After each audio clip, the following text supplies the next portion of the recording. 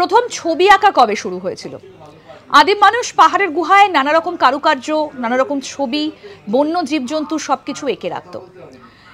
কিন্তু যেটা মনে করা হয় যে প্রথম ছবি আঁকাটা শুরু হয়েছিল আজ থেকে বহু বহু বছর আগে, যীশু খ্রিস্টের জন্মের আগে, ৩১,০০০ খ্রিস্টপূর্বে।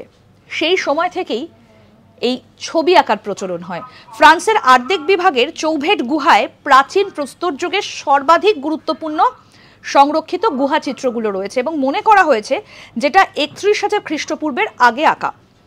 স্পেনের আলতামিরা গুহা চিত্রগুলো খ্রিস্টপূর্ব ১৪,০০০ থেকে ১২,০০০-এর মধ্যে আঁকা হয়েছিল এবং তার মধ্যে বাইসন প্রদর্শিত হয়েছিল।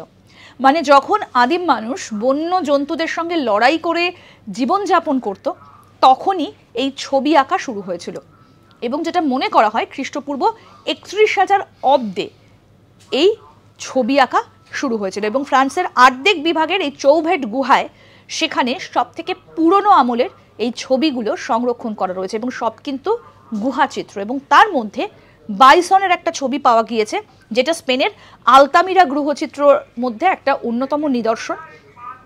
এবং এই আলতামিরা গ্রহচিত্রগুলো আঁকা হয়েছিল ১৪,০০০ থেকে ১২,০০০ খ্রিস্টপূর্বাব্দে। এরকম আরও অনেক অজানা আপডেট পেতে দেখতে থাকুন আজ তাক বাংলার ইউটিউব চ্যানেল। সাবস্ক্রাইব করুন।